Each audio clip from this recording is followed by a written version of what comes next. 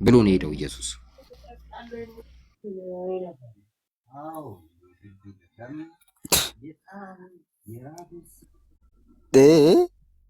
ተግባባን? ስማ እንደዛ ከሆነ ታዲያ ኢየሱስ ክርስቶስ መምጣቱን ዋጋ ቢስ እያረከው እኮ ነው። ዋጋውን ነገርኩ እንጂ ጻድቁም ሲኦል ይገባ ነበረ።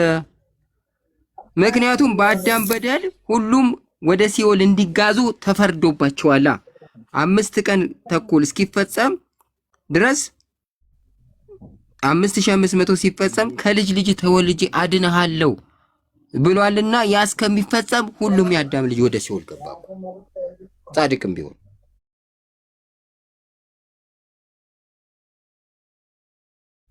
ስለዚህ ልክ አይደለም። ስለዚህ አሁን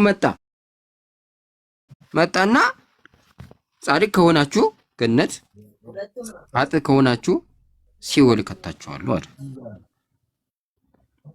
ጻድቅነት ደግሞ የሚረጋገጠው በማመን ብቻ ሳይሆን 5ቱን ቃላተ ወንጌልም ስትፈጽሙ ነው ያለው።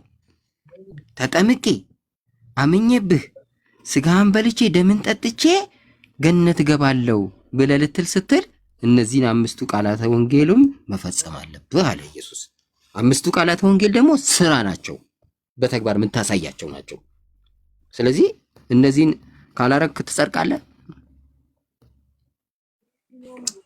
እውነተኛው እዚች ጋር እኮ አባታችን አብርሃም ልጁን ይስሐቅን ባቀረበ ጊዜ በስራ የጸደቀ አልነበረምን ብሎ ይናገራል። ጽድቅ በስራ ራሱ እንዳለ ያዕቆብ መልእክት ምዕራፍ 2 ቁጥር 21 ላይ ይናገራል።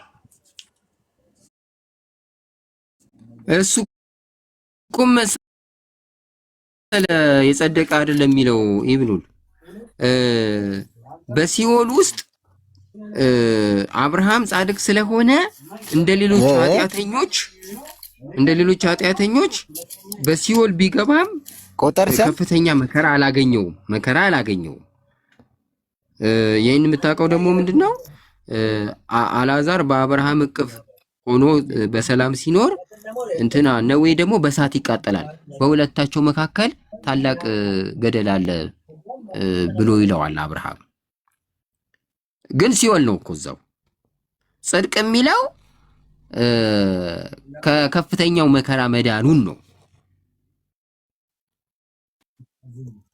ሲቀጥል ደግሞ አብርሃም አመነ ጽድቅም ሆኖ ተቆጠረለት የሚለው ሳይገረዝ የእግዚአብሔር ልጅ ተብሏል። እግዚአብሔርን ያመነ ተብሏል። ግን ዋናው ምንድነው? በሲኦል ሆኖ እንደ ከፍተኛ ኃጢአት እንደሰሩት ከፍተኛ መከራ አልደረሰበትም። በጨለማ ውስጥ ግን ነበር።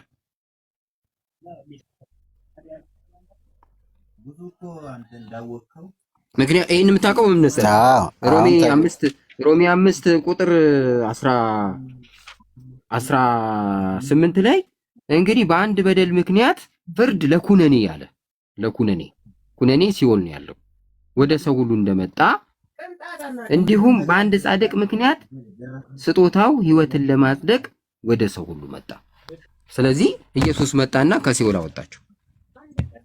ከወጡ በኋላስ አሁን ያለነው እኛ ጽድቅ ከሰራችሁ ገነት ትገባላችሁ ብሎ ፍርድ አስተካክሎ ሄደ እንጂ ኢየሱስ ጽድቅ የሰራ አይጸድቅም ብሎ አልሄደም። ኢየሱስ በጽድቅ አይዳንም አላለም። ለሁሉም እንደ ስራው ነው የምሰጠው ብሎ ነው ሄደው። ድሮ ግን ጽድቅን ብትሰራ ሲኦል ነው። አሁን ግን ኢየሱስ ከመጣ በኋላ ጽድቅ ከሰራ ገነት ነው፣ አክሊል አለ፣ ልዩ ስፍራ መዝናኛ ሁሉ አለክ በገነት። ከገነት በኋላ በመንግስተ ሰማያት ልዩ ስፍራ ይሰጥሃል እንደ ጽድቅህ ብዛት። ይሄን ብሎ ነው ሄደው እንጂ እንዲያማ ካልሆነ ለምን መጣ ኢየሱስ? ጻድቁንም ኃጥኡንም ክርስቶስ ከመጣ በኋላ ጻድቁም ኃጥኡም ገነት የሚገባ ከሆነ ለይስሙላ ታምናለህ፣ ትጠመቃለህ፣ ትቆርባለህ፣ ከዛ ትፈነጫለህ። ከፈለክ ጣዖት ቤትም ሄደህ ታመልካለህ። ስላመንክ አንዴ ትድናለህ።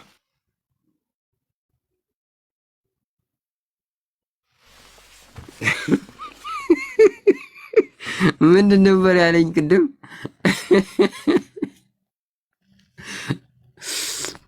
ከባድ ነው ያለው።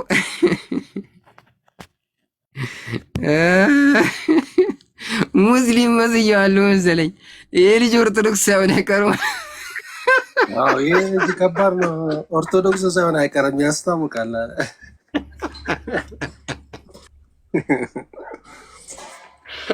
ዛሬ አባራ ጨረስካቸው።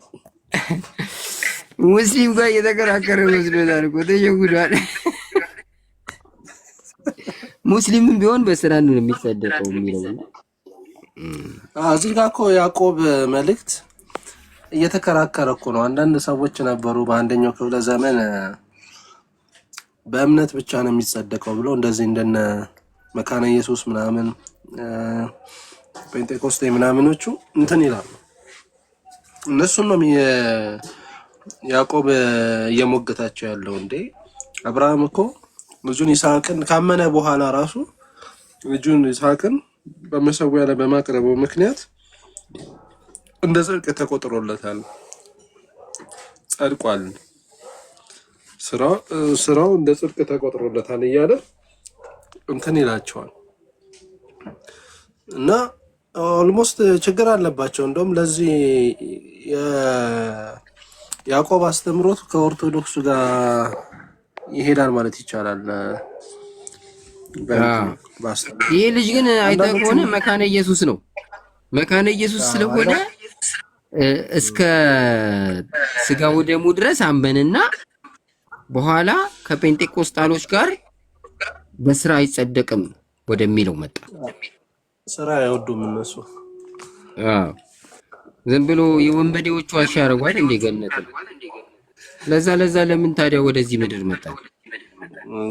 ለምንስ ገነትን ዘጋው? እሱ ብቻ